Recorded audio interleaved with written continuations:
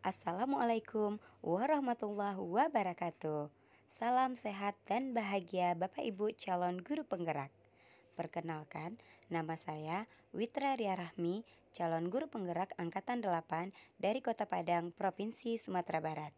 Kali ini saya akan melakukan aksi nyata tentang penerapan pemahaman budaya positif di sekolah. Terima kasih saya ucapkan kepada Bapak Fasilitator Bapak Santoso Situmorang dan Ibu Pengajar Praktek Ibu Rika Susanti yang sudah membimbing saya melaksanakan aksi nyata ini. Berikut ini adalah rancangan tindakan aksi nyata modul 1.4 tentang pemahaman penerapan budaya positif di sekolah yang akan saya lakukan. Berikut ini tabel rancangan aksi nyata. Judul aksi nyata saya adalah penerapan budaya positif di sekolah. Latar belakang: menjadikan sekolah sebagai rumah yang aman, nyaman, dan bermakna bagi murid sepertinya sudah menjadi hal yang umum diinginkan oleh semua pihak. Hal ini sejalan dengan filosofi Ki Hajar Dewantara, yaitu pembelajaran di sekolah harus dapat membawa murid memperoleh kebahagiaan yang setinggi-tingginya. Salah satu cara yang dapat dilakukan adalah dengan membangun budaya positif. Budaya positif di sekolah dapat dibangun dengan membentuk keyakinan kelas dan menerapkan segitiga restitusi. Dengan adanya keyakinan kelas yang dibuat bersama antara guru dan murid, maka semua akan mengupayakan untuk menjalankan sebagai langkah awal membangun budaya positif di sekolah. Tujuannya ingin meningkatkan keberanian dan rasa percaya diri siswa, menumbuhkan motivasi intrinsik murid, menumbuhkan budaya positif di sekolah, mewujudkan pembelajaran yang berpihak pada murid, dan menumbuhkan budi pekerti yang baik, bertanggung jawab, disiplin, dan komitmen.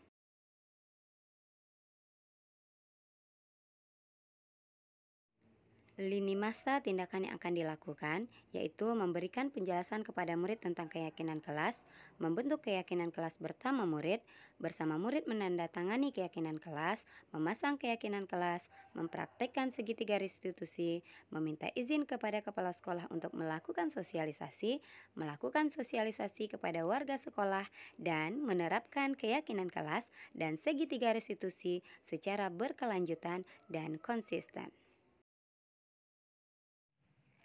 Sebelum kegiatan aksi nyata dilakukan, saya berdua dengan teman saya, Muhammad Rizky, yang juga merupakan calon guru penggerak Angkatan 8.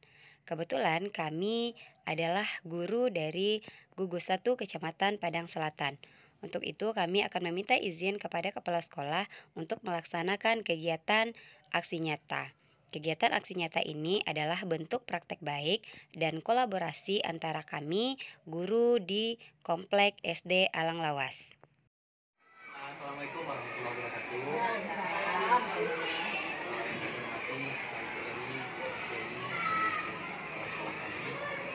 Pada hari ini di sini kami menghadap kepada Ibu tujuan ingin minta izin karena akan melaksanakan perencanaan kolaborasi tentang penyebaran budaya positif di kelompok sekolah kita. Kira-kira menurut Ibu kapan itu bisa akan dilaksanakan? Kebetulan hari Kamis dalam bulan Juni ini kita kan akan melaksanakan KKJ legislatif khusus. Jadi kalau dapat dalam kegiatan tersebut bisa menyampaikan kepada guru-guru tersebut supaya lebih banyak audiennya. Ya, mungkin lebih bagusnya dalam pertemuan kita karena kita akan bergabung beberapa sekolah, jadi mungkin bisa kawan kita mendengar penjelasan yang akan disampaikan. Kalau kita cari hari yang lain mungkin agak payah kita, jadi langkah lebih baiknya di waktu pertemuan KKB kita saja.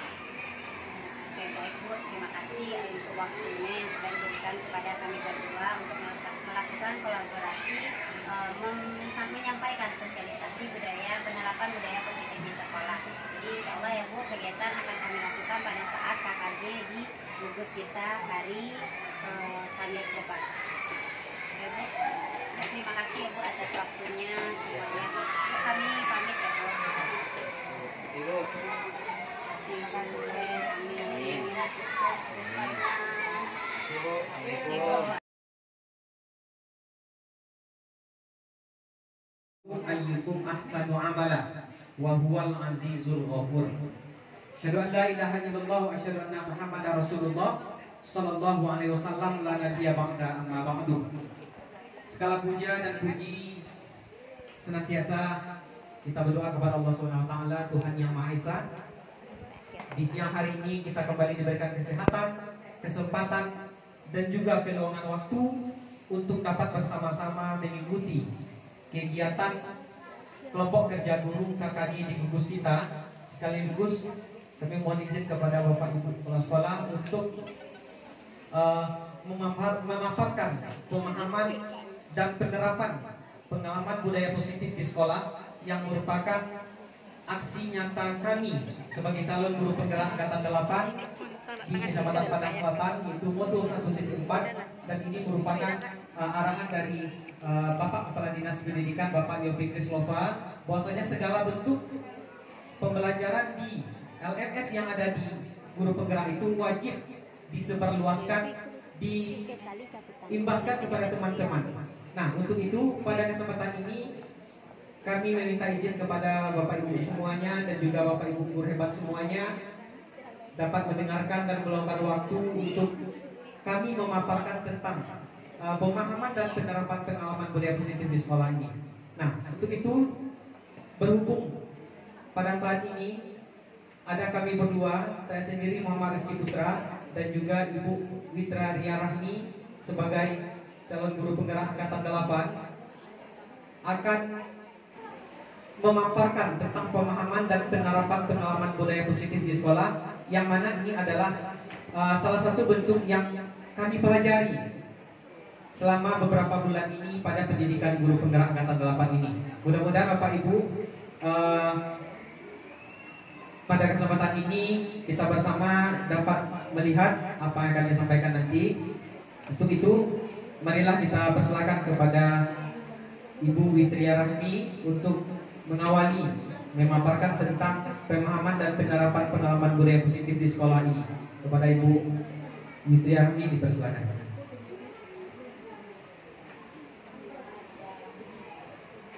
Assalamualaikum warahmatullahi wabarakatuh. Puji syukur marilah kita ucapkan kepada Allah yang Maha Kuasa, karena pada hari ini kita masih diberikan kesempatan untuk dapat berkumpul guna untuk mengikuti kegiatan KKG kita seperti biasanya. Sebelumnya kami ucapkan terima kasih kepada Bapak dan Ibu Kepala Sekolah Wilayah Binaan 1 Kecamatan Padang Selatan, dan juga kepada Bapak Ibu guru hebat di Wilayah 1 Kecamatan Padang Selatan. Hari ini kami akan menyampaikan program kegiatan praktek baik yang sudah ada pada kegiatan calon guru penggerak di modul 1.4. Kegiatan ini adalah bentuk kegiatan praktek baik kolaborasi antara kami calon guru penggerak yang akan menyampaikan bagaimana cara menyebarkan pemahaman dan penerapan pengalaman budaya positif di sekolah. Konsep inti dari budaya positif ini adalah yang pertama, perubahan paradigma belajar, yang kedua, disiplin positif, yang ketiga, nilai-nilai kebajikan, yang keempat, kebutuhan dasar manusia, yang kelima, motivasi perilaku manusia, dan yang keenam, posisi kontrol guru, yang ketujuh, keyakinan kelas, dan yang kedelapan, segitiga restitusi. Baik Bapak Ibu, kita akan menjelaskan bagaimana pembelajaran dengan paradigma baru. Pembelajaran dengan paradigma baru merupakan pembelajaran yang dirancang berdasarkan prinsip pembelajaran berdiferensiasi, sehingga para peserta didik belajar sesuai dengan kebutuhannya, berdasarkan tahap perkembangan sesuai dengan teori psikologi modern untuk mewujudkan profil pelajar Pancasila. Yang mana elemen-elemen pada profil pelajar Pancasila ini adalah yang pertama, bertakwa, beriman dan bertakwa kepada Tuhan Yang Maha Esa. Bapak Ibu masih ingat lagu profil pelajar Pancasila? Oke, mari sama-sama kita menyanyikan lagu Profil Pelajar Pancasila. 1, 2, 3. Pelajar Pancasila beriman dan bertakwa pada Tuhan Yang Esa dan berakhlak mulia, berkebinekaan global, gotong royong mandiri, kreatif dan bernalar kritis. Nah, itu adalah profil pelajar Pancasila yang diharapkan oleh Kementerian Pendidikan dan Kebudayaan, mengharapkan kepada kita semua agar kita bisa menerapkan kepada peserta didik kita, peserta didik yang beriman, bertakwa kepada Tuhan Yang Maha Esa, berkebinekaan global, gotong royong, mandiri, kreatif, serta bernalar kritis. Baik Bapak Ibu semuanya, kita akan masuk tentang miskonsepsi tentang teori kontrol, yang mana selama ini kita beranggapan bahwa guru yang mengontrol murid itu adalah salah.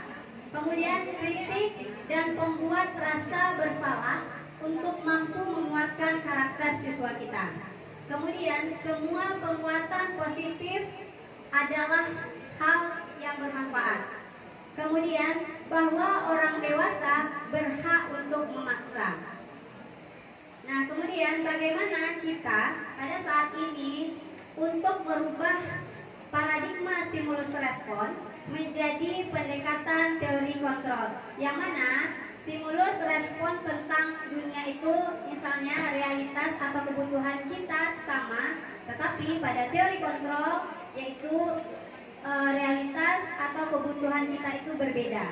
Selanjutnya semua orang melihat hal yang sama, tetapi di teori kontrol setiap orang memiliki gambaran yang berbeda-beda. Kemudian kita mencoba mengubah orang agar berpandangan sama dengan kita, sedangkan kita berusaha memahami pandangan orang lain tentang dunia. Selanjutnya perilaku buruk dilihat sebagai suatu kesalahan. Semua perilaku memiliki tujuan. Orang lain bisa mengontrol saya, hanya Anda yang bisa mengontrol diri Anda. Saya bisa mengontrol orang lain, Anda tidak bisa mengontrol orang lain. Pemaksaan ada pada saat bujukan gagal. Ya, bisa lihat dari sini agak kurang jelas. Saya lihat ya Bapak Ibu.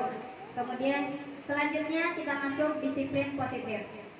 Nah, disiplin positif itu adalah segala sesuatu yang kita tanamkan kepada peserta didik kita yang dapat menghasilkan sebuah keadaan atau sebuah posisi di mana peserta didik kita nyaman untuk belajar, kemudian peserta didik kita kreatif, pembelajaran sesuai dengan kebutuhan murid kita pada saat ini. Selanjutnya, nilai-nilai kebajikan. Nah, Bapak Ibu, di saat ini kita selalu biasanya menerapkan, saya contohkan misalnya jangan terlambat lagi datang ke sekolah. Nah, nilai-nilai kebajikan yang bisa kita terapkan kepada anak kita misalnya untuk besok datang tepat waktu ke sekolah ya nak. Contohnya seperti itu. Profil pelajar Pancasilanya adalah beriman dan bertakwa kepada Tuhan Yang Maha Esa, berakhlak mulia, berkebinekaan global, gotong royong, mandiri, kreatif, dan bernalar kritis. Selanjutnya nilai kebajikannya adalah toleransi, rasa hormat, menghargai, antusias, empati, keingintahuan, kreativitas, kerjasama, tanggung jawab, dan percaya diri. Sedangkan untuk keterampilan hidupnya adalah dapat dipercaya, lurus hati, pendengar yang aktif, tidak merendahkan orang lain, dan memberikan yang terbaik di dalam diri siswa kita tersebut. Nah, Bapak Ibu, kebutuhan dasar manusia. Kebutuhan dasar manusia adalah segala sesuatu yang kita lakukan untuk mendapatkan apa yang kita inginkan. Seluruh tindakan yang kita lakukan memiliki tujuan tertentu, dan semua usaha yang terbaik yang kita lakukan adalah dalam rangka agar kebutuhan dasar kita terpenuhi dengan baik. Nah, Bapak Ibu, ini adalah kebutuhan dasar manusia. Yang pertama, bertahan hidup. Yang kedua, kasih sayang. Yang ketiga, penguasaan. Yang keempat, kebebasan. Dan yang kelima, kasih sayang. Yang mana untuk bertahan hidup itu kita membutuhkan makanan, pakaian, tempat tinggal, keamanan, dan kesehatan. Dan untuk kasih sayang, kita membutuhkan rasa diterima, dipedulikan, berbagi, kerjasama, menjadi bagian dalam kelompok. Untuk penguasaan, harga diri, keinginan untuk dianggap, memimpikan, berprestasi, diakui dan didengar. Dan kebebasan, mandiri, memiliki pilihan, mencoba hal yang baru, serta mengendalikan arah dirinya. Dan untuk kesenangan, itu bisa bermain, humor, antusiasme, dan tertawa. Nah, baik, selanjutnya motivasi perilaku manusia. Yang pertama itu ada motivasi ekstrinsik, yaitu untuk menghindari ketidaknyamanan atau hukuman dan untuk mendapatkan imbalan atau penghargaan dari orang lain. Selanjutnya motivasi intrinsiknya untuk menjadi orang yang mereka inginkan dan menghargai diri sendiri dengan nilai-nilai yang dapat mereka percaya. Oke, sekarang kita akan masuk kepada hukuman, konsekuensi, dan restitusi. Yang mana hukuman itu adalah sesuatu yang tidak terencana dan tiba-tiba. Kemudian murid tidak tahu apa yang akan terjadi. Dan hukuman itu bersifat satu arah, yaitu berupa hukuman fisik ataupun psikis anak. Selanjutnya konsekuensi terencana atau sudah kita sepakati bersama. Dan yang kedua, murid tetap dibuat tidak nyaman. Dan yang ketiga, sikap guru selalu memonitor murid. Untuk yang restitusi, nah restitusi ini yang harus kita sama-sama pelajari dan yang harus kita terapkan kepada peserta didik kita, yaitu bagaimana proses menciptakan baik bagi murid untuk memperbaiki kesalahannya, kemudian proses kolaborasi atau kolaboratif yang mengajarkan murid untuk mencari solusi dari permasalahannya tersebut. Nah, Bapak Ibu, ini 5 posisi kontrol, yaitu 5 posisi kontrol guru. Yang pertama itu sebagai penghukum, yang kedua pembuat rasa bersalah, yang ketiga teman, yang keempat pemantau, dan yang keempat manajer. Nah, kira-kira sebagai seorang guru berada di posisi mana kita pada saat ini? Tentunya kelima posisi kontrol ini kita semua sudah pernah merasakannya atau menjalankannya sendiri. Baik, untuk selanjutnya akan disampaikan oleh Bapak Muhammad Rizky. Kepada Bapak Rizky dipersilakan.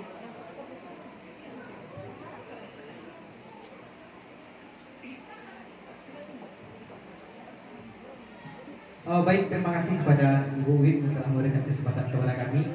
Baik Bapak Ibu semuanya, masuklah kita selanjutnya pada posisi kontrol guru. Ada tadi 5 posisi kontrol guru. Nah, pada saat ini bisa kita cobakan dalam diri kita pada posisi mana untuk saat ini. Nah, Bapak dan Ibu semuanya, kami percaya kita semuanya merupakan guru-guru hebat semuanya. Kita dapat memposisikan diri kita, kontrol diri kita kepada murid kita. Nah, sekarang ini kita konsepnya bukan untuk mengajari Bapak dan Ibu, tetapi bagaimana maingat yang lama, artinya lancar kaji diulang. Kalau kita ingat-ingat, mumpung kita masih pada semester baru, jadi mari kita ingat kembali tentang posisi kita sebagai guru. Karena pada dasarnya kita semua sudah menempatkan diri kita pada posisi yang terbaik, kontrol kita pada guru. Nah, untuk selanjutnya mari sama-sama kita lihat video berikut ini sebagai mungkin cerminan bagi diri kita, refleksi bagi diri kita. Mumpung pada awal pembelajaran pada saat ini kita posisikan diri kita, atau kita ingat kembali posisi kita sebagai seorang guru, bagaimana posisi kita untuk murid-murid kita ke depannya. Baik, sama-sama kita lihat video berikut ini. Silakan.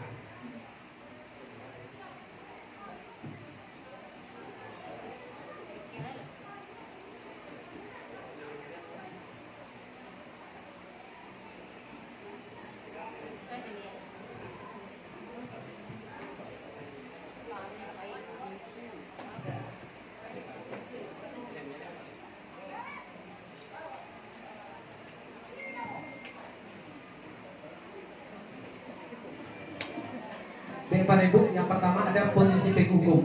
Mungkin video ini beberapa waktu yang lalu sudah pernah kita lihat juga. Namun pada saat ini kita putar kembali sebagai bentuk pengingat diri kita. Karena kita profesi kita sebagai guru, ini posisi sebagai back hukum. Selalu terlambat. Kamu deh, pasti terlambat. Maaf Bu, saya Apa? Apa coba? Alasan kamu apa lagi? Kapan sih kamu tidak terlambat? Malas sekali ya kamu jadi anak. saya Dasar pemalas. Gak kapok-kapok sih kamu. Sudah berapa kali terlambat? Sana, kamu keliling lapangan basket 2 kali. kenapa saya harus ke lapangan basket Bu? Kenapa? Kamu melawan ibu. Berani-beraninya jawab. Sudah terlambat, masih berani jawab nggak? Sekarang, keliling lapangan basket 5 kali sekalian. Biar kapok. Cepat. Pergi sana ke lapangan basket. Dan sekarang posisi kontrol dulu sebagai pembuat merasa bersalah kepada anak-anak muridnya.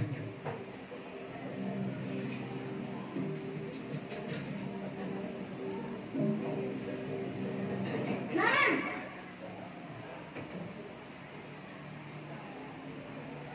Selamat pagi Bu. Naren. Kamu kenapa terlambat lagi, nak? Ya Tuhan, Naren. Kamu senang ya bikin ibu susah ya? Kalau kamu terlambat lagi, nanti ibu yang ditegur bapak kepala sekolah, nak. Disangka ibu tidak bisa membina kamu. Duh, gimana ini? Maaf Bu, Duh, Gusti Naren. Kamu suka ya kalau ibu ditegur bapak kepala sekolah? Terus, sekarang ibu harus tulis apa ini di buku absen? Ini kamu sudah sering terlambat loh. Ibu harus apa coba?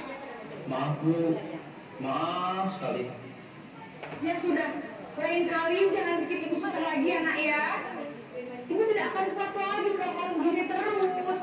Bisa jantungan kalau ibu ditegur bapak kepala sekolah. Sana cepat ke kelas. Maaf ya Bu, maaf sekali. Itu posisi kontrol kita sebagai guru, sebagai seorang pembuat merasa bersalah. Sekarang posisi kita sebagai guru memposisikan kita sebagai teman dengan murid kita.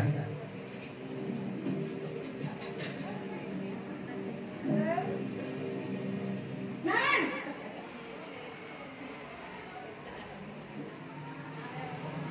Selamat pagi Bu. Wah, sudah jam berapa ini nak?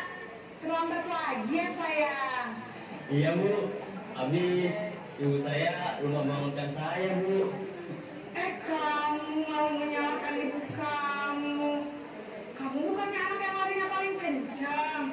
Kok terlambat sih? Iya Bu, saya memang terlambat bangun tadi. Jadi biarpun saya lari kencang, tetap gak kekejar Bu. Ya sudah sana. Nanti lain kali larinya lebih kencang lagi ya. Biar gak terlambat lagi. Bikin seneng ibu. Demi ibu.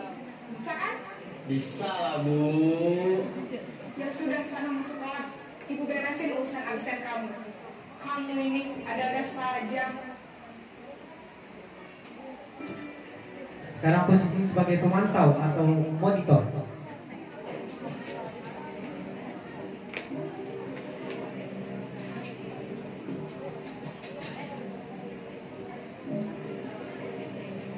Nan!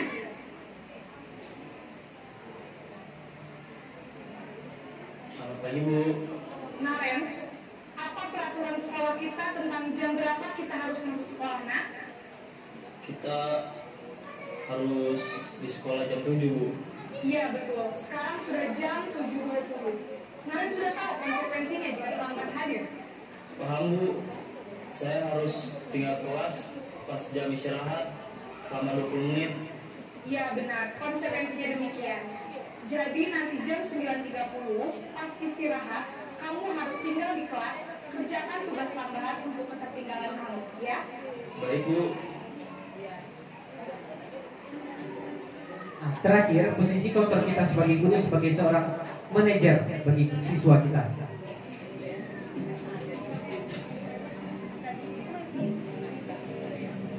Naren,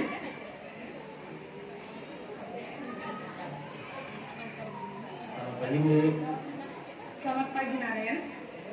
Maaf Bu, saya terlambat. Iya, sekolah masuknya jam 7, sekarang sudah jam 7.20. Jadi sekarang bagaimana ini Naren? Maaf Bu, saya lupa setel alarm saya semalam. Baiklah, menurut kamu, keyakinan sekolah yang mana yang perlu kamu tingkatkan? Menghargai diri sendiri dan orang lain mungkin ya Bu. Setuju. Jadi, apakah Naren meyakini prinsip saling menghormati tersebut? Iya Bu, saya meyakininya. Apakah Naren bersedia memperbaiki masalah keterlambatan ini? Bersedia Bu. Bagaimana kamu akan perbaiki masalah keterlambatan ini? Saya akan coba untuk tidak lupa menyetel alarm saya Bu. Baik, kalau Naren lupa menyetel alarm di rumah, ada orang yang kira-kira bisa bantu mengingatkan tidak? Ada Bu, kakak saya, Kak Emma. Ada lagi selain Kak Emma? Selain Kak Emma, ada ibu saya. Baik, jadi yang mengingatkan Naren adalah Kak Emma dan ibu kamu ya? Kira-kira akan mulai start alarm kapan nih Naren? Setelah pulang sekolah, akan segera saya lakukan. Baik, jadi Naren akan setel alarm untuk bangun besok pagi dan akan diingatkan oleh kakak dan ibu dan Naren ya. Ada lagi yang mungkin perlu dilakukan Naren agar tidak terlambat bangun lagi. Tidak ada Bu. Baik Naren, terima kasih untuk kerjasama kamu. Sekarang kamu perlu kembali ke kelas untuk belajar. Baik Bu, terima kasih.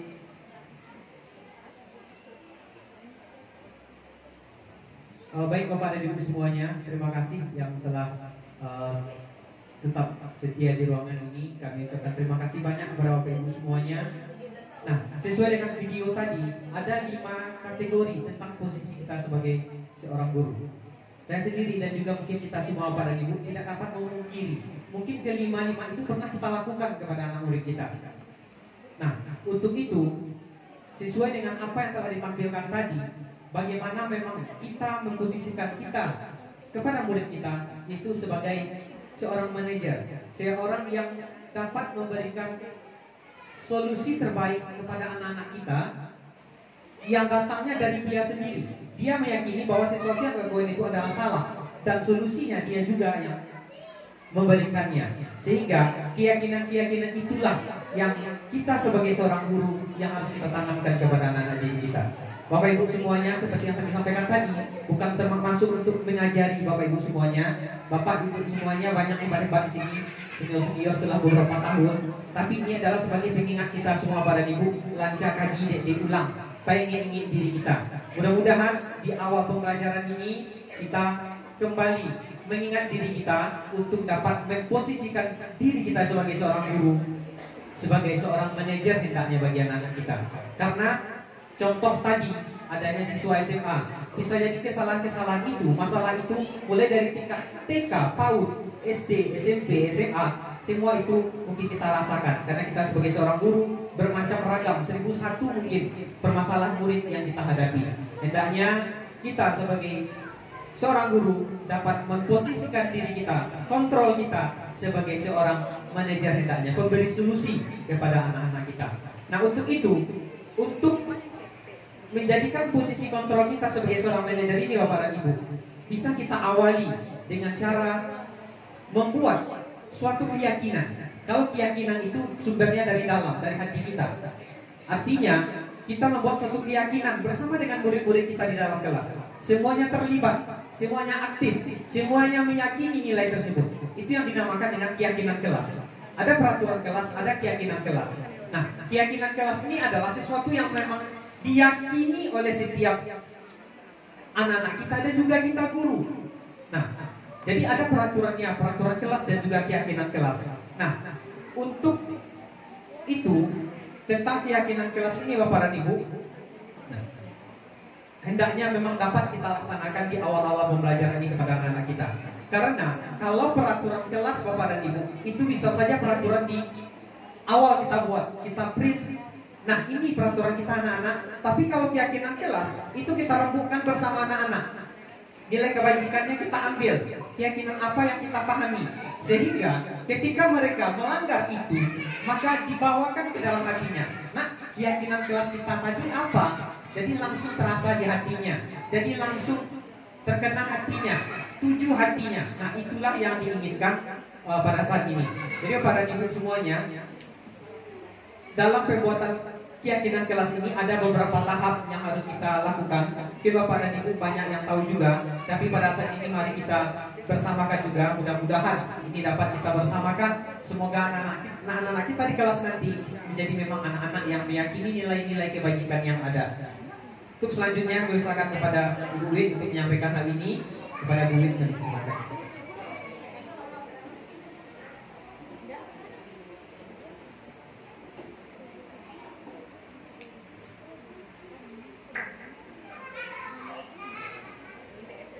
Oke, baik Bapak Ibu semuanya.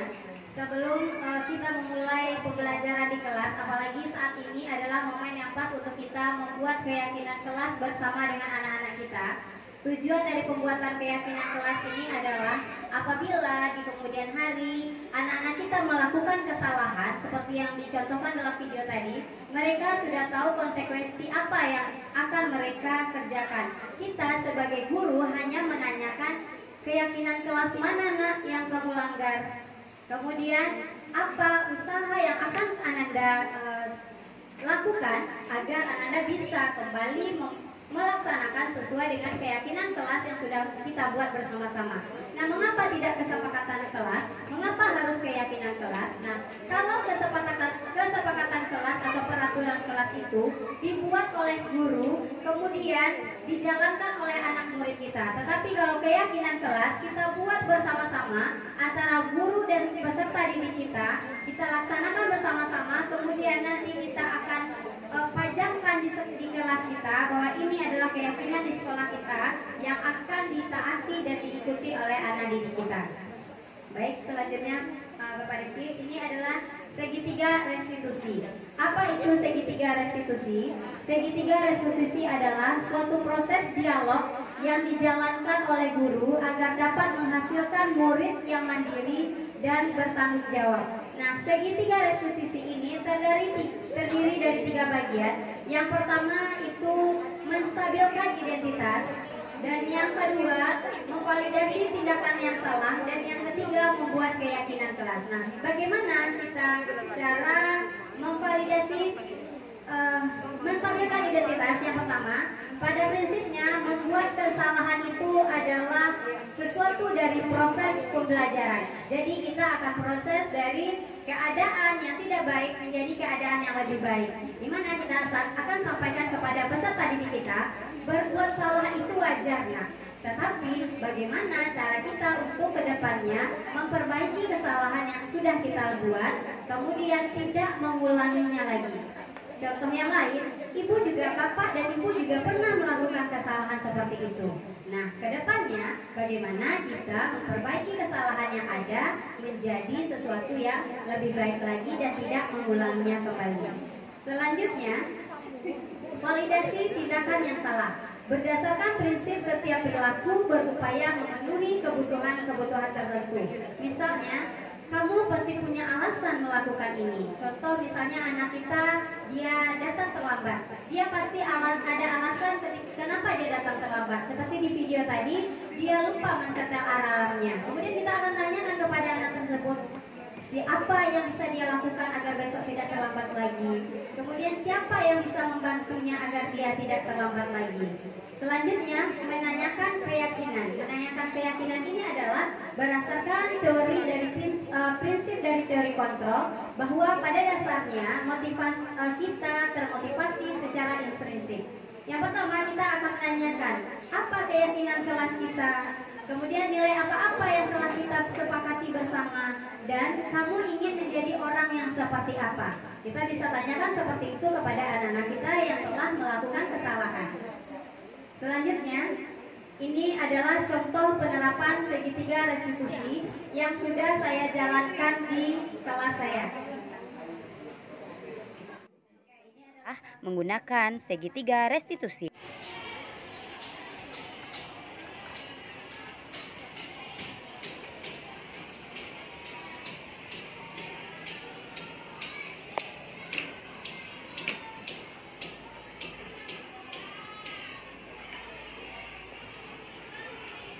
Kamu contek aku ya? Enggak, aku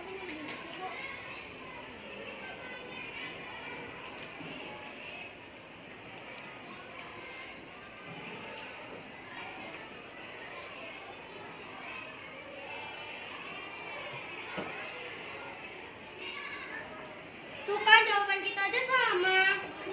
Jawabannya juga di juga sama.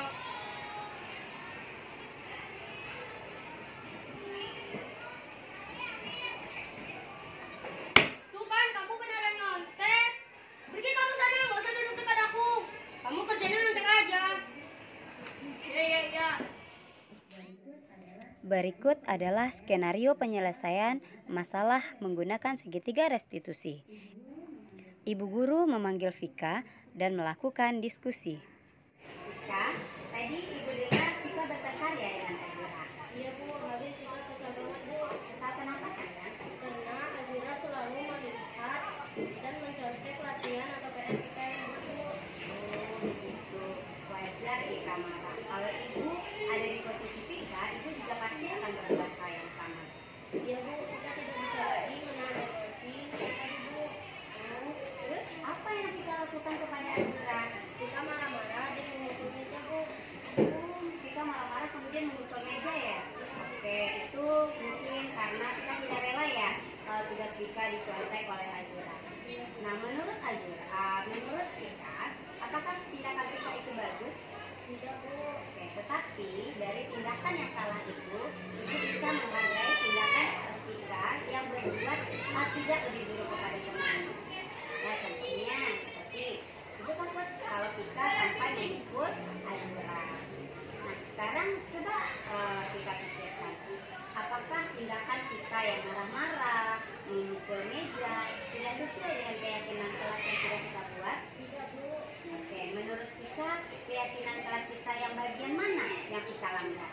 Menghormati dan menyayangi antar teman Bu. Oke, menghormati, kemudian menyayangi antar teman. Menurut kita, apakah menghargai dan menyayangi teman itu penting? Penting sekali Bu. Good. Kalau menyayangi dan menghormati teman itu penting, apakah kita bersedia memperbaiki masalah ini? Bersedia Bu. Oke, apa langkah kita untuk menyelesaikan permasalahan ini?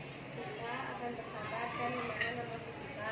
Kalau ada yang mencontek lagi, kita akan melaporkan kepada Ibu. Oke, insya Allah itu tindakan kita sangat bagus sekali ya Nak ya. Nanti kalau ada teman kita yang mencontek ataupun melihat latihan atau PR kita tidak boleh langsung marah, sampaikan kepadanya secara baik-baik. Kemudian jika dia tidak mendengar juga, silakan dilaporkan kepada bapak dan ibu gurunya ya. Oke, itu adalah salah satu contoh penerapan segitiga restitusi di dalam kelas kita. Bahwa saat ini kita bisa mengubah yang mana kita dahulunya sebagai seorang di posisi penghukum atau di posisi pemantau ataupun di posisi teman. Saat ini kita sudah bisa untuk menjadikan diri kita sebagai di posisi manajer kepada anak-anak didik kita. Yang mana jika kita menyelesaikan permasalahan dengan segitiga restitusi di posisi manajer, maka kita ataupun siswa kita akan sama-sama nyaman ketika belajar di dalam kelas. Selanjutnya, kita akan masuk ke penerapan budaya positif di sekolah. Ini adalah contoh beberapa budaya positif di sekolah yang sudah kami terapkan baik di sekolah saya di SD 08 Alam Lawas maupun di SD Bapak Reski di SD 01 Alam Lawas. Untuk penerapan budaya positif sekolah akan disampaikan oleh Bapak Reski. Kepada Bapak Reski disilakan.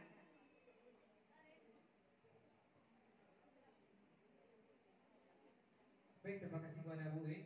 Bapak Ibu semuanya, mohon waktunya sedikit lagi Pak dan Ibu. Mungkin ini adalah materi terakhirnya tentang budaya positif. Bapak dan Ibu semuanya perlu kami sampaikan juga bahwasanya terkait dengan budaya positif ini mungkin kita semuanya tiap hari kita lakukan. Cuma mungkin keterlupaan kita selama ini mungkin Bapak dan Ibu, karena sekarang zamannya zaman dokumentasi, mungkin kita mendokumentasikannya mungkin sekarang yang terlupa.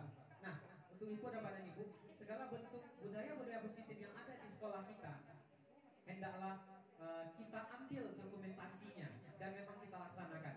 Terkait dengan budaya positif ini Bapak dan Ibu, tidak hanya terkait dengan antara kita dengan murid saja, tetapi juga praktik baik antara sesama kita guru.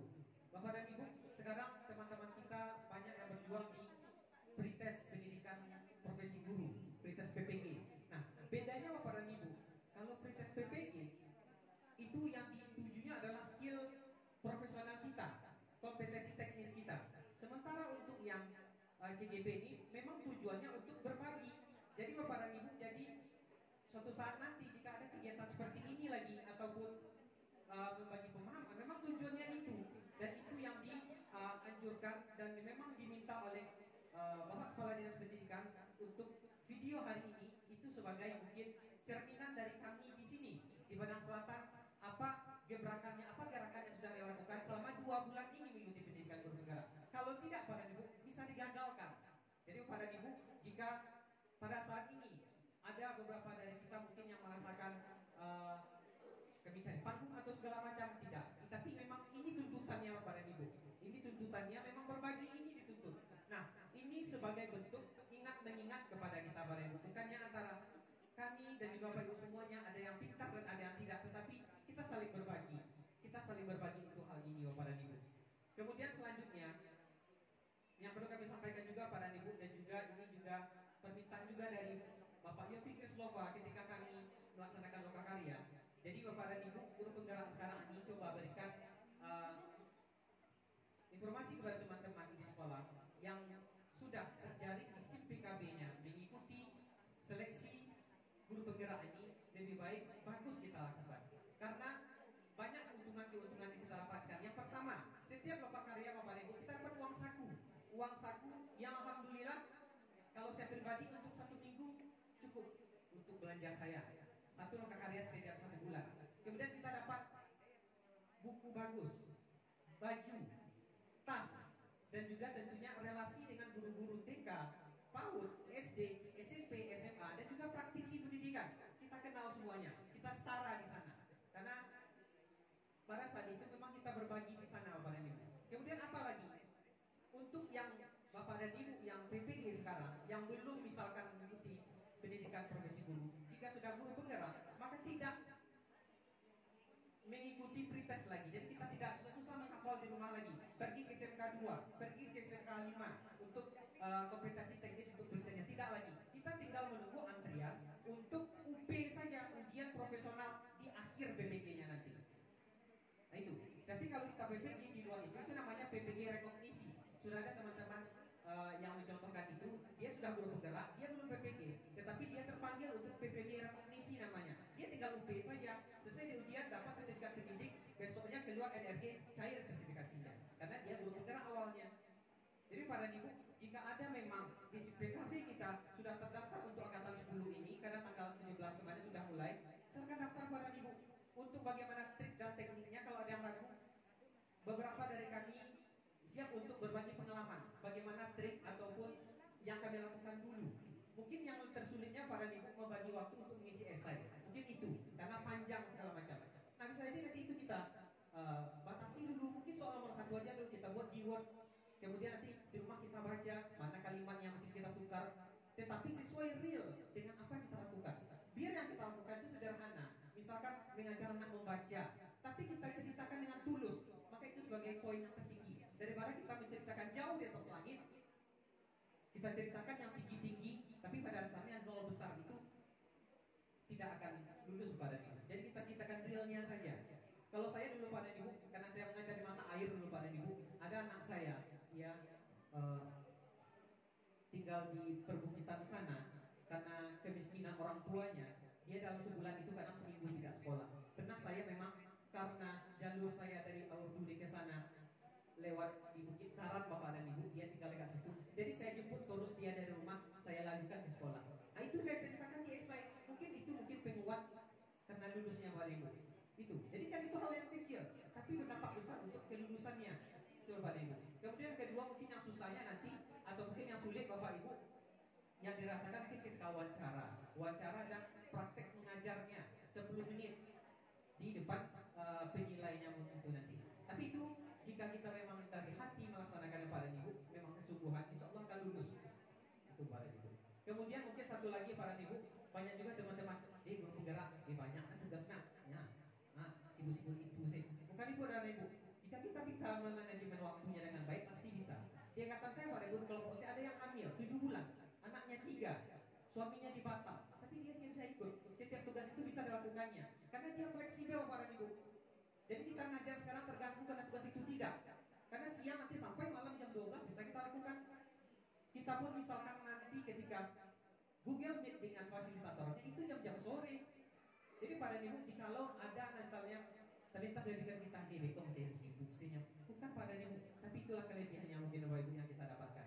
Jadi pada Ibu, kami harapkan bagi Bapak Ibu semuanya yang ada undangan untuk mengikuti seleksi itu di CPKB-nya, mari sama-sama kita ikuti pada Ibu. Mudah-mudahan kita dapat secara bersama setidaknya memperbaiki diri kita pada Ibu. Karena bagaimanapun sampai kita pensiun, sampai kita memang dianggap sebagai guru, tugas kita hanya ini saja pada Ibu, mendidik anak-anak kita. Tentu kita memiliki motivasi diri kita bagi anak, mungkin memang kita menjadi orang-orang berkembang. Tidak mungkin kita stagnan pada Ibu. Ibarat air yang tertutup, banda yang tertutup pasti akan busuk lama-lama. Kita pasti mau yang mengalir. Jadi Pak dan Ibu, mungkin itu dapat kami sampaikan oleh Ibu, bukan maksud mengajari Pak dan Ibu, tetapi memberikan pandangan yang lebih terbuka lagi kepada kita semuanya Pak dan Ibu. Mudah-mudahan selanjutnya di Padang Selatan ini banyak rekan-rekan kami semuanya, Bapak Ibu guru semuanya, senior kami bisa mengikuti dan lulus hendaknya di calon guru penggerak angkatan 10 ini. Amin ya Rabbal Alamin. Terima kasih Bapak Ibu semuanya. Segala kekhilafan penyampaian kami maupun sikap kami mohon maaf, dan juga kami minta maaf atas waktu yang mungkin tersita Bapak dan Ibu. Sudah jam 2:30, kami mohon maaf kepada Bapak Ibu semuanya. Terima kasih atas segala perhatiannya. Saya Muhammad Rizky Putra dan juga Ibu Wid mengucapkan ribuan terima kasih kepada Bapak Ibu semuanya. Terima kasih banyak. Kami akhiri dengan bacakan wabillahi taufiq wal hidayah. Assalamualaikum warahmatullahi wabarakatuh. Terima kasih Ibu, Bapak. Sedikit Bapak Ibu, saat ini kan kita masih di CPKB kita untuk panggilan calon guru penggerak angkatan 8 masih ada waktu sampai tanggal 4. Silahkan itu diikuti. Insya Allah guru penggerak ini tidak berat. Kita banyak bonus yang akan kita dapatkan di sana seperti yang sudah disampaikan Pak Rizky. Kita tidak dibiarkan jalan gitu saja. Ketika lomba karya kita diberikan transportasi, kita diberikan makanan juga di sana, sekalian transportasi, konsumsi kita juga dibayarkan. Kemudian kita nanti juga akan mendapatkan kemudahan-kemudahan yang lain. Untuk Zoom-nya juga tidak akan memberatkan kita karena akan kita sepakati dengan fasilitator kita jam berapa kita bisanya.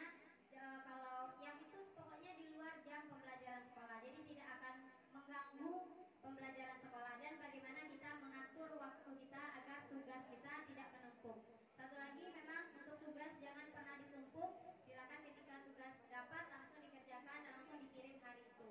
Tugas terakhir dikirim sampai jam 11 atau jam 12 malam. Jadi masih panjang waktu kita untuk mengerjakan tugas. Kalau tidak bisa pulang sekolah malam, habis maghrib bisa sampai malam. Jadi tetap semangat Bapak Ibu untuk mendaftar menjadi calon guru penggerak di angkatan 10 di Kota Padang. Karena angkatan 11 kita belum tahu Kota Padang masih buka atau tidak. Terima kasih untuk segala perhatiannya. Assalamualaikum warahmatullahi wabarakatuh.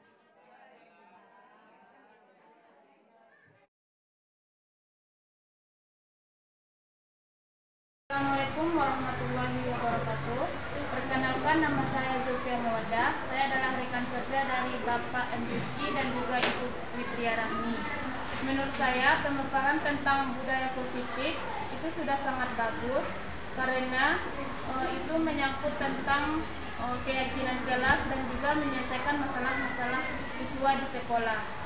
Dan juga secara umum penyampaiannya sudah menggunakan dari perencanaan, alat dan media yang sudah digunakan secara umum sudah sangat bagus. Mungkin sekian, terima kasih. Assalamualaikum warahmatullahi wabarakatuh. Assalamualaikum warahmatullahi wabarakatuh. Perkenalkan, nama saya Rezi Rinaldi. Saya merupakan seorang guru yang telah mengikuti penyebaran kegiatan budaya positif yang telah disampaikan oleh Ibu Witraria Rahmi dan Bapak M. Rizky Putra, di mana dari penjabaran yang telah disampaikan sangat baik sekali, sehingga nantinya sekolah akan meningkatkan lagi pelayanan terhadap siswa dan bisa menerapkan pembelajaran yang tentunya berpihak kepada siswa. Terima kasih. Assalamualaikum warahmatullahi wabarakatuh. Assalamualaikum warahmatullahi wabarakatuh. Perkenalkan, saya Feni Guspita. Saya merupakan seorang guru yang mengikuti sosialisasi penerapan budaya positif di lingkungan sekolah yang disampaikan oleh Ibu Witra dan Bapak Rizky. Menurut pemahaman saya, yang disampaikan oleh Ibu Witra tadi sudah sangat baik sekali dan sangat penting untuk direalisasikan di lingkungan sekolah, seperti keyakinan kelas, fungsi pokok guru, dan menyelesaikan permasalahan dengan menggunakan segitiga restitusi, dan itu sudah sangat penting dan bagus untuk direalisasikan di lingkungan sekolah. Terima kasih. Assalamualaikum warahmatullahi wabarakatuh.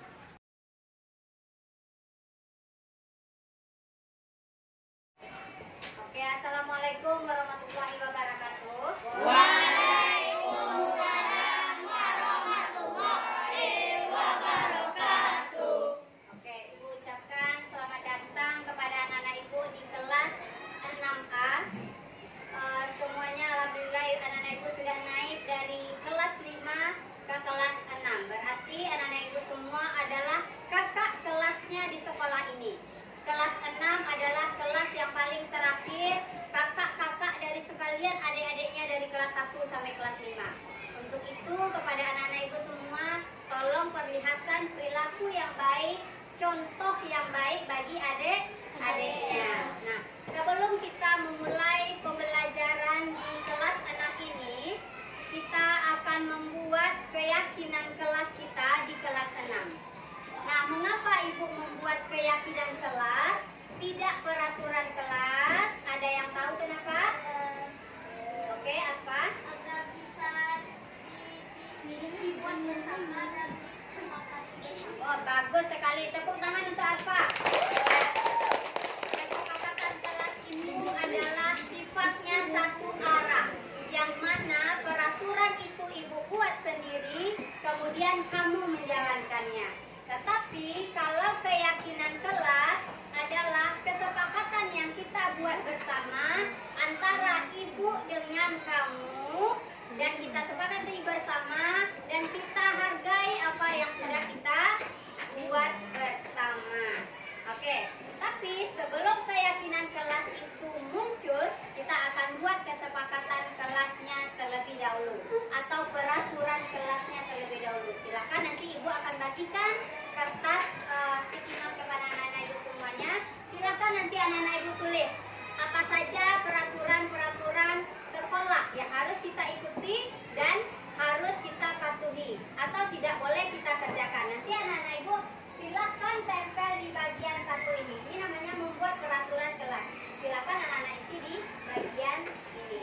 Semangat untuk membuat keyakinan kelas kita pada hari ini. Kenapa loyo? Semangat. Kita mulai. Tepuk semangat.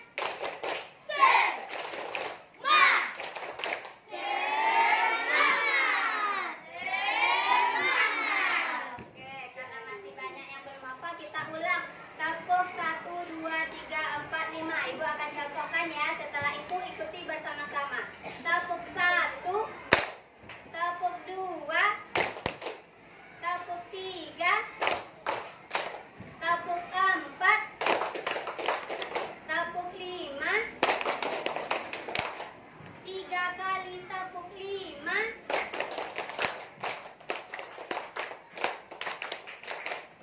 Oke, bisa semuanya? Semuanya? Oke, kita cobakan bersama-sama.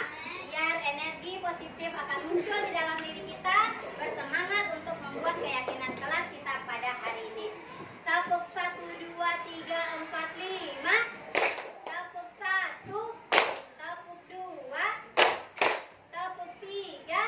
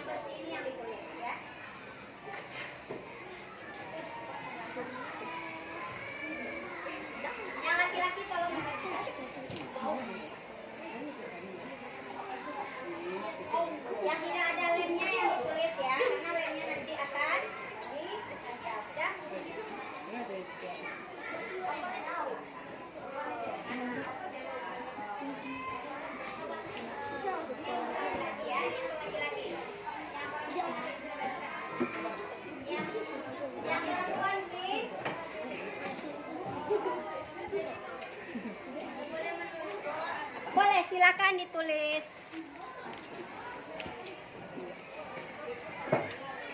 Oke, yang sudah berarti boleh kumpulkan ke Ibu. Bu. Oke, silakan ditulis kertasnya. Silakan ditulis di kertasnya. Yang sudah, silakan ditempel ke depan. Silakan tulis dari hatinya sendiri, kemudian ditempel di sini. Ayo yang sudah selesai boleh ditempelkan ke depan. Ditulisnya di bagian yang tidak ada lemnya ya, karena lemnya nanti bagian lem itu akan kita tempelkan nanti seperti itu. Yang sudah boleh tulis ke bawah.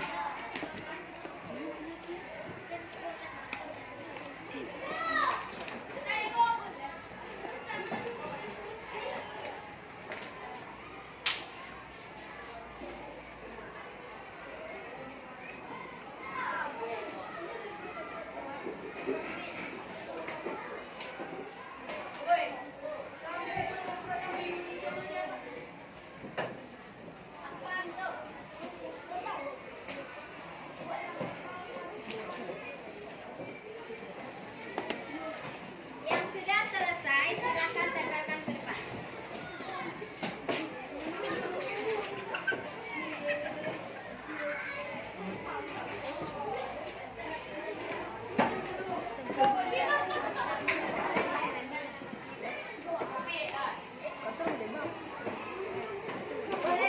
Boleh, tidak apa-apa.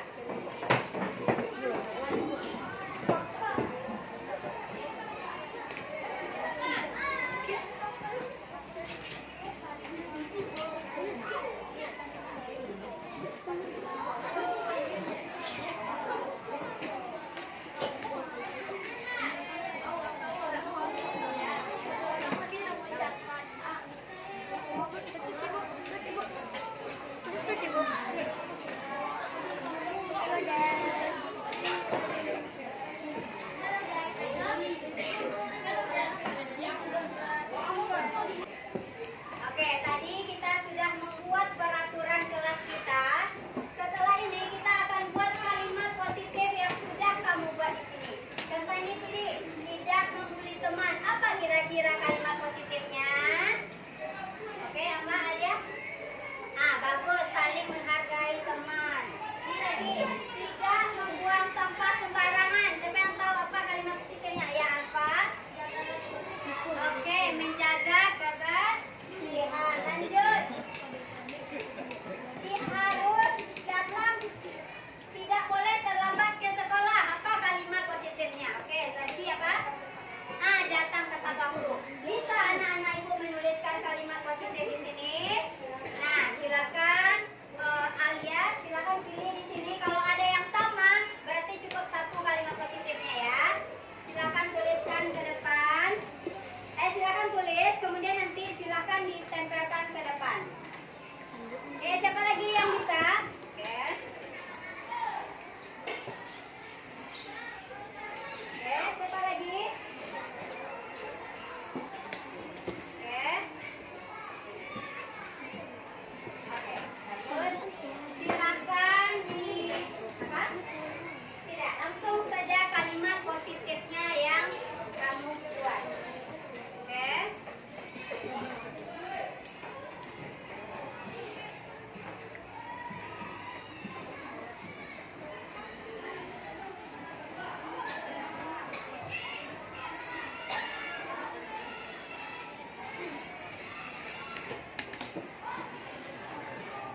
Silakan kalau sudah selesai untuk ditempel ke depan.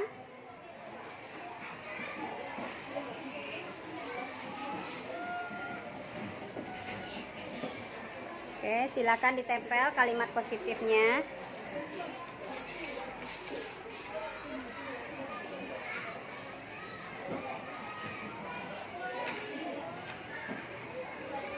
Ya, siapa lagi?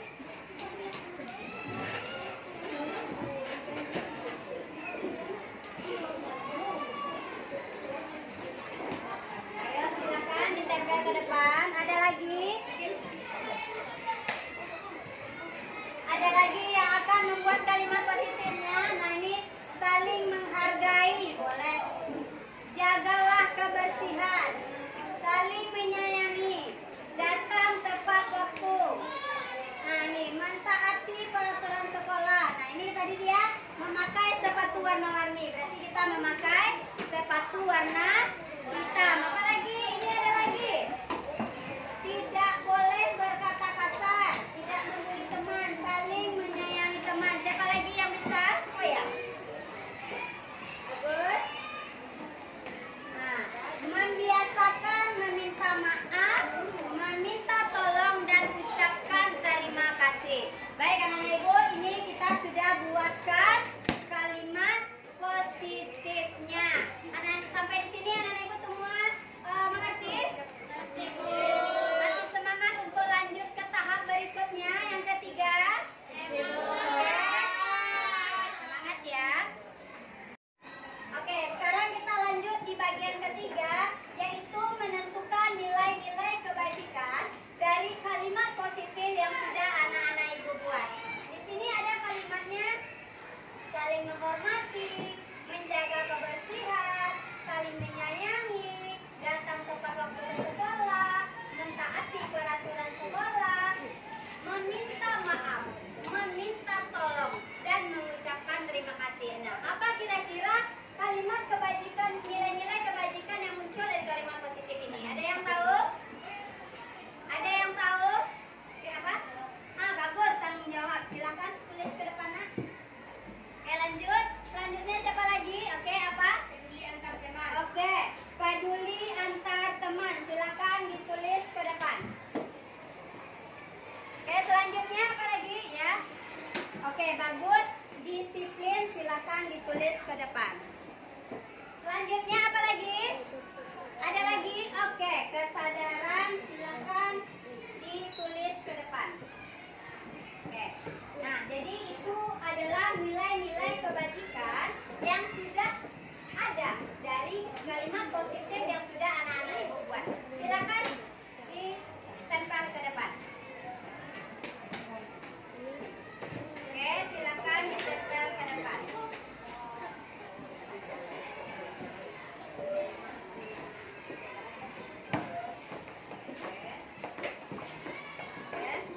Ada lagi? Nah. Oke, ada lagi? Ada lagi? Ada lagi? Saling menghormati ini bagaimana? Saling menyayangi juga. Ada yang mau tulis ke depan? Ada lagi yang mau tulis ke depan? Oke, tulis. Saling menyayangi dan menghargai teman. Oke, nah ini adalah nilai-nilai kebajikan yang akan kita terapkan di kelas kita, bahwa kita harus selalu bertanggung jawab, harus disiplin dengan waktu, harus peduli dengan teman kita, kemudian memiliki kesadaran yang penuh.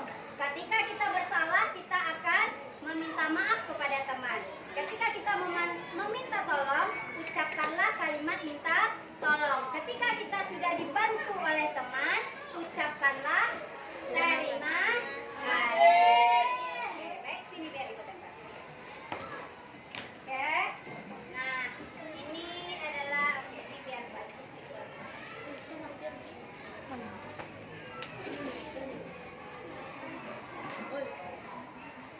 Nah, oke, ini adalah nilai-nilai kebajikan. Oke, baik. Tadi kita sudah membentuk nilai-nilai kebajikan.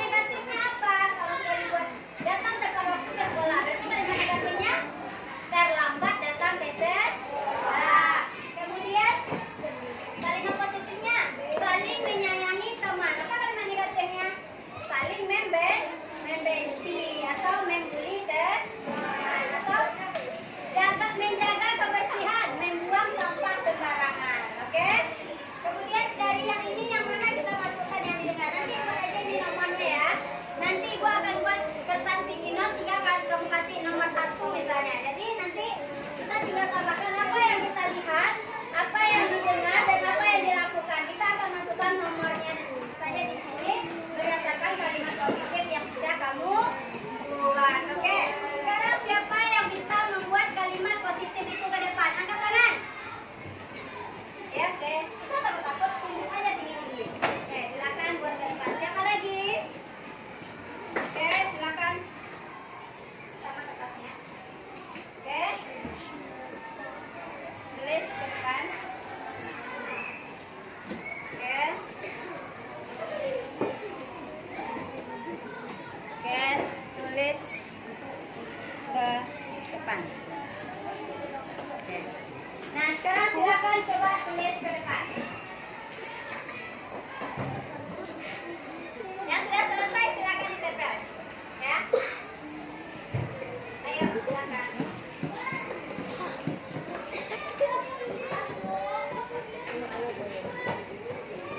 Oke.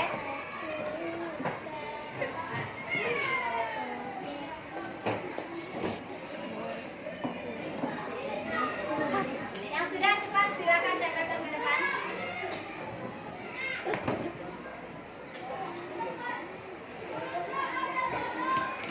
Ya.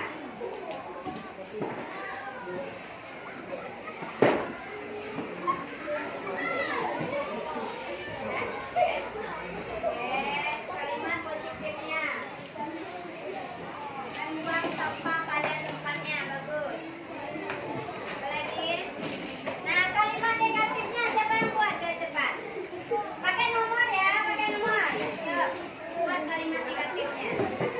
Buat kalimat negatifnya.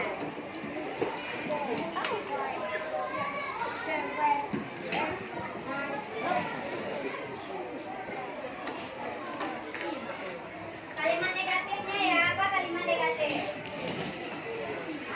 Oke. Siapa lagi yang sudah selesai membuat kalimat positif?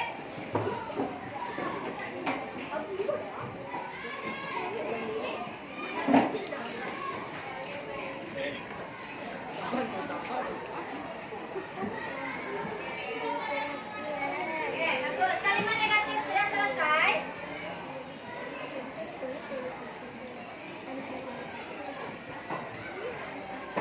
Oke, membuang sampah sembarangan. Nah, ini adalah kalimatnya. Kalau lagi, sudah selesai biar tempat sampah. Ya. Sampai tempat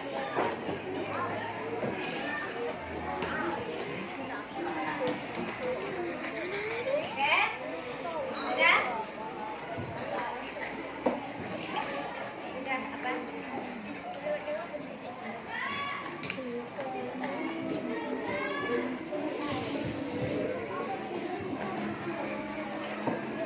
Nah, ini adalah kalimat positif serta kalimat negatif yang sudah tercipta. Kalimat positifnya membuang sampah pada tempatnya. Kalimat negatif membuang sampah sembarangan. Mentaati peraturan sekolah. Terlambat datang ke sekolah. Saling menyayangi. Saling menyayangi.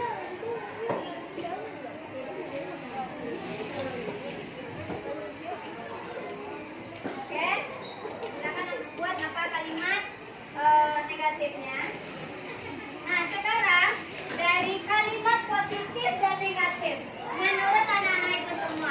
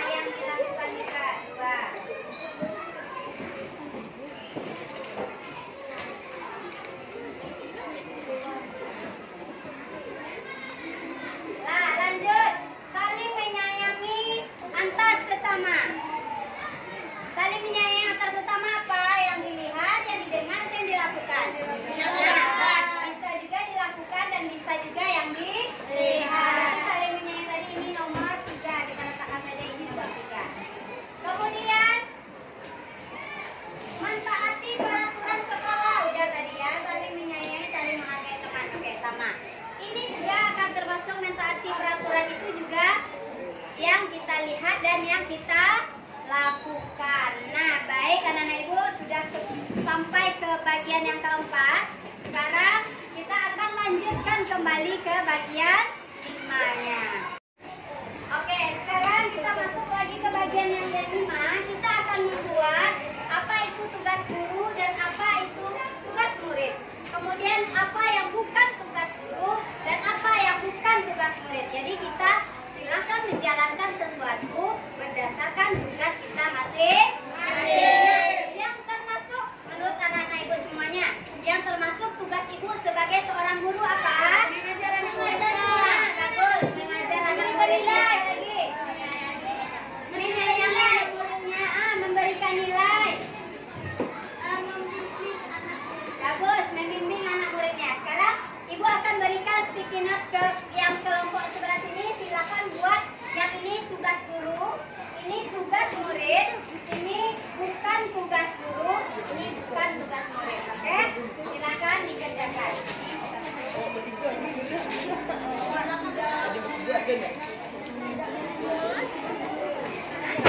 Ya, tugas guru. Ini yang kedua namanya.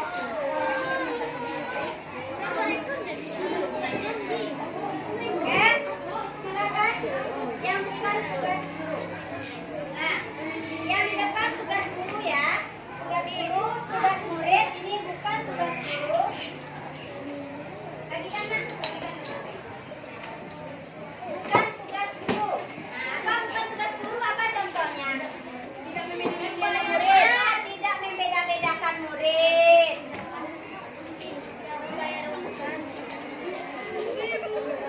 Oke, tidak membeda-bedakan muridnya. Tidak menjelekkan guru lain, boleh juga. Nah, kalau ada dua, silakan dua. Nah, di situ ya. Nah, silakan. Kalau sudah selesai, silakan ditempel ke depan.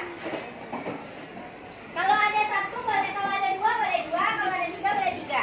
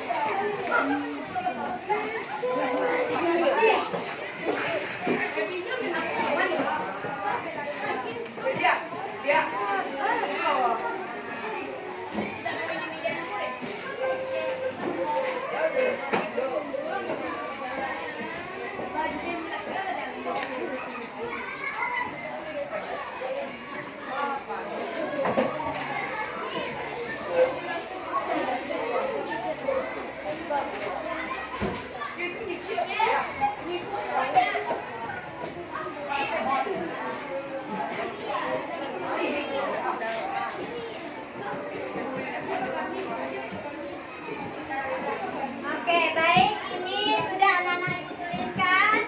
Tugas guru, tugas murid. Bukan tugas guru, bukan tugas murid. Tugas guru apa? Memberi nilai, memberi kasih sayang yang cukup. Muridnya memberikan tugas kepada muridnya, menyayangi murid. Insya Allah nanti ibu akan berikan apa yang memang jadi hak kamu di sekolah. Kemudian tugas murid, membuat tugas yang diberikan guru, menetapi perintah guru, mendengarkan apa yang dikatakan guru, membuat tugas bagus.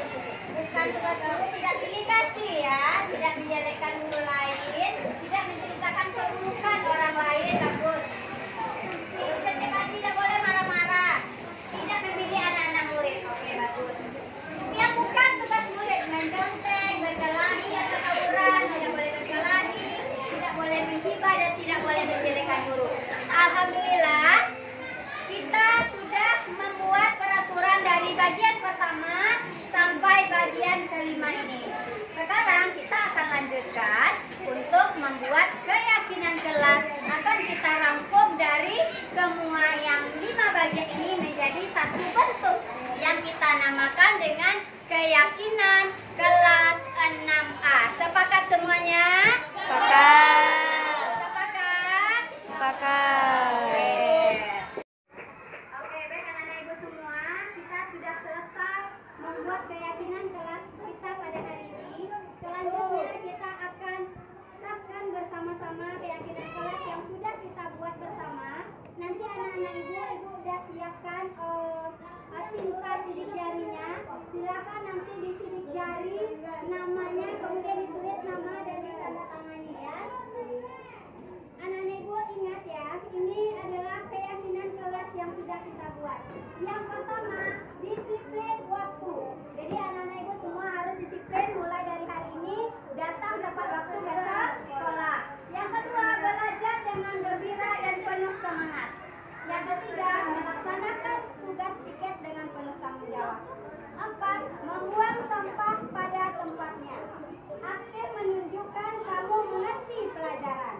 Kemudian membudayakan minta tolong, meminta maaf dan terima kasih. Setuju semuanya?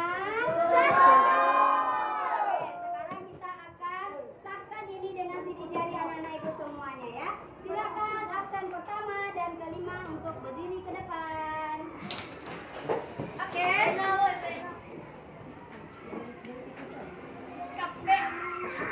Oke, silakan langsung.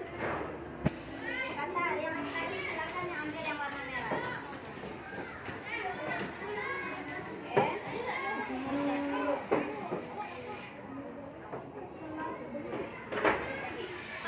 Capnya dengan tangan ini, biar nanti menulis dengan tangan ini, nggak susah ya.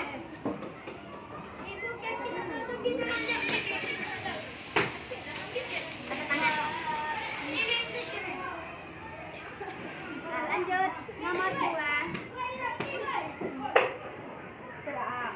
Skip. Sama dekat situ. Tes tulisan. Oke, selanjutnya siapa lagi? Ya, yang perempuan warna biru.